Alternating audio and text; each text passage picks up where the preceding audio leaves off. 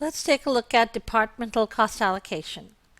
We're going to assume that we have a cookie manufacturing company and that the manufacturing overhead for this particular company is 50,000. It's the same 50,000 that we used our simple allocation system earlier to allocate manufacturing overhead.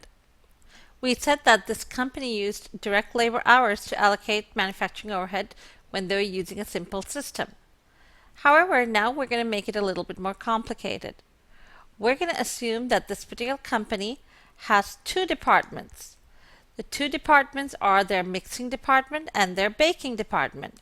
And we're going to assume that the mixing department incurs $20,000 of the $50,000 of total overhead, and that the baking department incurs the balance $30,000 of that total $50,000 overhead.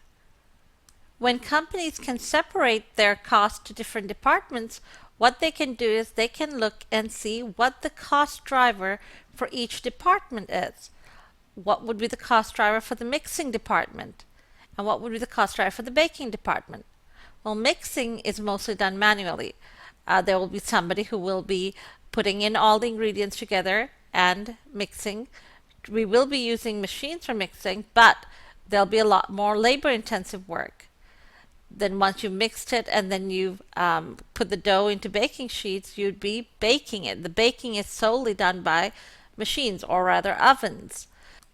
So the cost driver for the mixing department would be labor hours, and the cost driver for the baking department would be your machine hours. Let's assume that you've estimated labor hours for the mixing department to be 1,600 hours, and for the baking department you've estimated 1,000 machine hours. Our next step would be to calculate a predetermined manufacturing overhead. However, in our simple system, we did one allocation rate or one predetermined overhead rate. This time, we're going to calculate two departmental overhead rates because there are two departments. Your formula is going to be for your departmental predetermined overhead rate is estimated total department manufacturing overhead divided by estimated total department allocation base. For mixing department, your allocation base is going to be labor hours. For your baking department, your allocation base is going to be machine hours. So let's go ahead and calculate the department predetermined overhead rates for both of these departments. For your mixing department, you're going to have $20,000 of manufacturing overhead, and your estimated allocation base is 1,600 labor hours. So you're going to end up with $20,000 divided by 1,600 labor hours. You're going to allocate mixing department overhead cost at $12.50 per direct labor hour. For your baking department, your manufacturing overhead, estimated manufacturing overhead is 30,000, and your allocation base is 1,000 machine hours. So you're going to divide 30,000 by 1,000, and it's going to equal $30 per machine hour. Just like the simple allocation system, companies only calculate a predetermined departmental overhead rate once per year.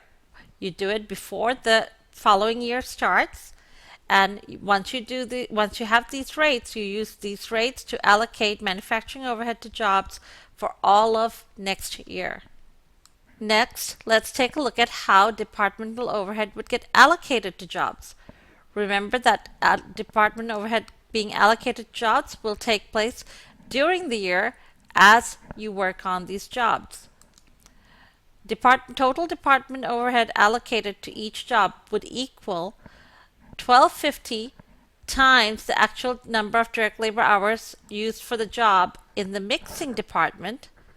That will calculate how much overhead is allocated from your mixing department, and you have to add to that $30, which is your departmental overhead rate, times the actual number of machine hours used for the job in your baking department.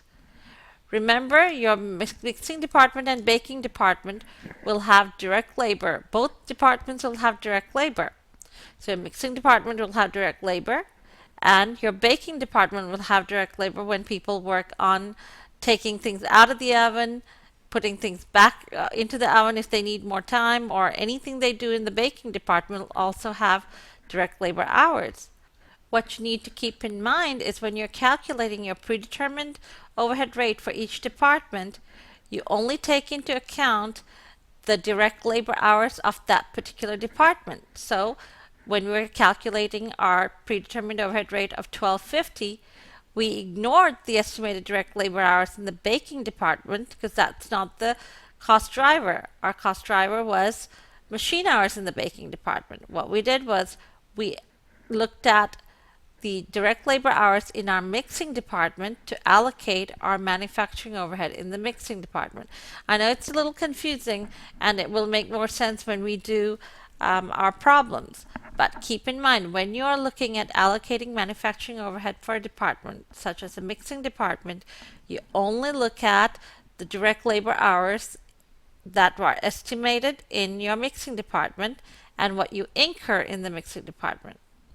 So here, the $12.50 that we have here would be multiplied by the actual number of direct labor hours that we use in the mixing department.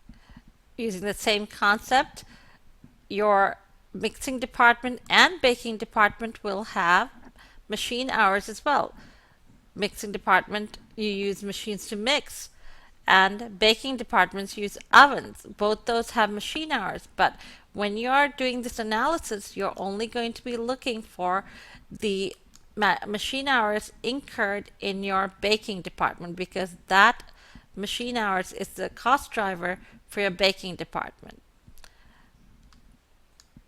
Why do we do this? Again, we do this to make our costs more accurate. When we do this analysis, it reduces cost distortion.